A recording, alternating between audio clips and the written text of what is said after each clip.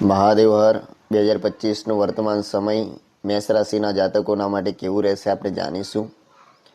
મેષ રાશિના જાતકોના માટે વિક્રમ સંવત 2081થી શરૂઆતમાં વર્ષના ગુરુ તમારા ધન સ્થાનમાં ભ્રમણ કરશે. 14/5/25થી ગુરુ તમારા ત્રીજા સ્થાનમાં ભ્રમણ કરશે. તેમજ મંગળ ત્રીજા સ્થાનથી સાતમા સ્થાન સુધી ભ્રમણ કરશે અને વર્ષારંભે ગુરુ મહારાજ તમારા બીજા સ્થાનમાં ભ્રમણ કરે છે, જે તમારી કૌટુંબિક સુખકારીમાં વધારો કરનાર બને. અગાઉ ઊભા થયેલા પ્રશ્નોનું નિરાકરણ તમે લાવી શકશો. વર્ષના પ્રારંભમાં તમારું આર્થિક પાસું મજબૂત રહે. પરિવારના સભ્યોના સાથ સહકારથી ધન સંપત્તિમાં વધારો કરી શકો. અને 14/5/25થી ગુરુ મહારાજ ત્રીજા સ્થાનમાં ભ્રમણ કરશે. સાહસિક કાર્યોમાં પ્રગતિ, સારી તકો મળે. તમે કોઈ પણ પ્રકારનો લાભ લઈ શકો. ભાઈ ભાડુના જીવનમાં શુભ માંગલિક કાર્ય થાય, તેમજ યાત્રા અને મુસાફરીના યોગ તમારા જીવનમાં બને.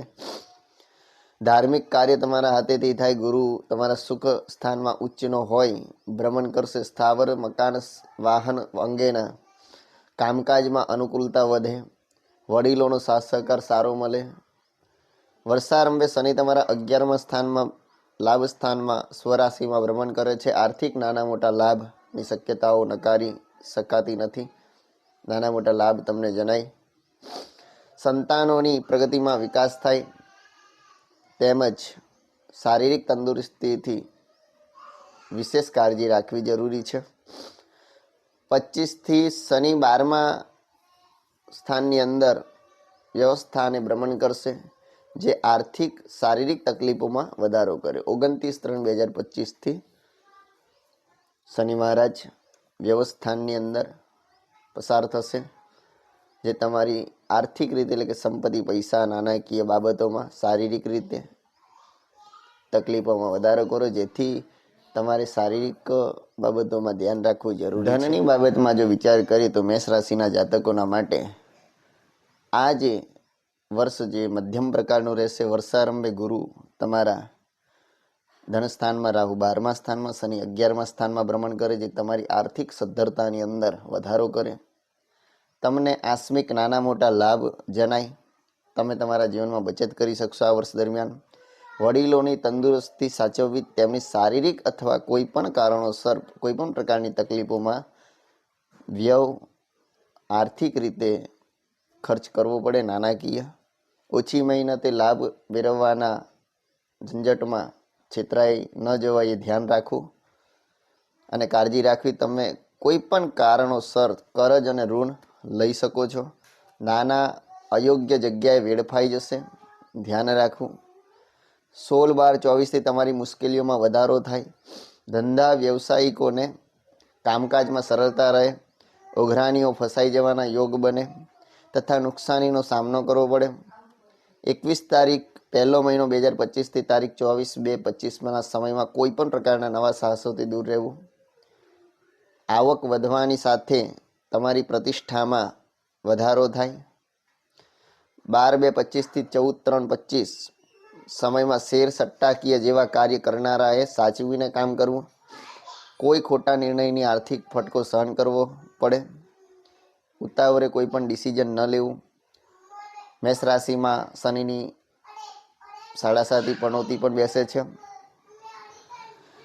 પનોતીનો નિયમ છે કે પનોતી બેસે અથવા ઉતરે ત્યારે મોટો લાભ કરાવડાવી જાય અથવા નુકસાન કરાવડાવી જાય, તો ધ્યાન રાખવું. સંતાનોના કોઈ કામકાજમાં પ્રગતિ થાય. તેમની તંદુરસ્તી બગડવાના કારણે આર્થિક માનસિક તકલીફો ઊભી થાય. 29/3/25થી 18/5/25 સુધી શનિ રાહુ બંને 12મા સ્થાનમાં રહેતા નાણાકીય બાબતે વિશેષ કાળજી રાખવી. સંતાનોની ખોટી જીદના કારણે તથા તેમના કોઈ પણ ખોટા નિર્ણયોમાં કારણે આર્થિક નુકસાન વેઠવું પડે. આર્થિક પ્રશ્નો સરળતાથી ઉકેલી શકશો. ચીટવટપૂર્વક આર્થિક વ્યવહાર કરશો તો પરિસ્થિતિને પહોંચી વળશો. ગુરુ તમારા ત્રીજા સ્થાનમાં ભ્રમણ કરતા આર્થિક પ્રગતિમાં બ્રેક લાગશે. તમારા પ્રયત્નો છતાં તમે લાભ અને સફળતા મેળવી શકશો નહીં. કોઈ પણ નવા નાણાકીય રોકાણનું સાહસ કરી શકશો, પરંતુ થોડું વિચારીને કરવું. રાહુ 11મા સ્થાનમાં આવતા તમારી નાણાકીય તકલીફોમાં અસત સુધારો આવે, પરંતુ અહીં તમે ખોટા પ્રલોભનમાં, લોભ લાલચમાં ફસાઈ ન જાઓ તેની વિશેષ કાળજી રાખવી, સાચવવું. નોકરિયાત વર્ગ માટે પણ માનસિક તણાવ અને જવાબદારીમાં ઘટાડો થાય. પ્રમોશન માટેની તક આવે.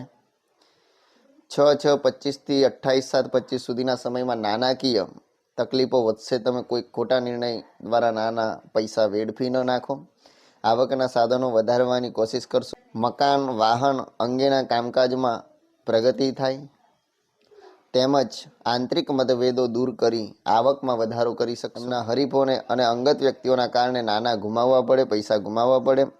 વર્ષ આખર સુધીના સમયમાં ભાગીદારીના કામકાજમાં થોડી પ્રતિકૂળતાઓ વધે, પણ લોભ લાલચનો ત્યાગ કરી મહેનત કરીને તેનું ફળ મેળવી શકશો.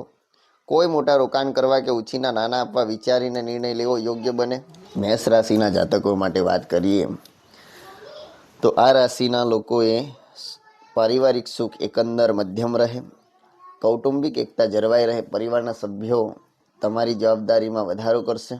તેઓ પોતપોતાના પુરુષાર્થ કરશે. સભ્યોની નાણાકીય જવાબદારીમાં તમારી જવાબદારી બને. તેમાં સંતાનોથી મતભેદ દૂર થાય. પરિવારમાં ભાઈ બાળુઓ સાથે વિચારોમાં મતભેદ દૂર થાય. કામકાજમાં પ્રતિકૂળતાઓ આવે. જવાબદારી તમારે ઉપાડવી પડે. સંતાન તરફથી આંશિક રાહત મળે અને વડીલોની તંદુરસ્તીમાં થોડું ધ્યાન રાખવું અને એમની શારીરિક કાળજી લેવી. શારીરિક કોઈ પણ તકલીફના કારણે આર્થિક અને શારીરિક નુકસાન, હેરાન થવું પડે. કૌટુંબિક જીવનમાં તમારે ગમ ખાઈને જીવવું પડે, સહન કરતાં શીખવું પડે. રાહુ તમારા 11મા સ્થાને અને કેતુ તમારા 5મા સ્થાને ભ્રમણ કરશે, જે તમારી કૌટુંબિક પારિવારિકમાં વધારો કરશે.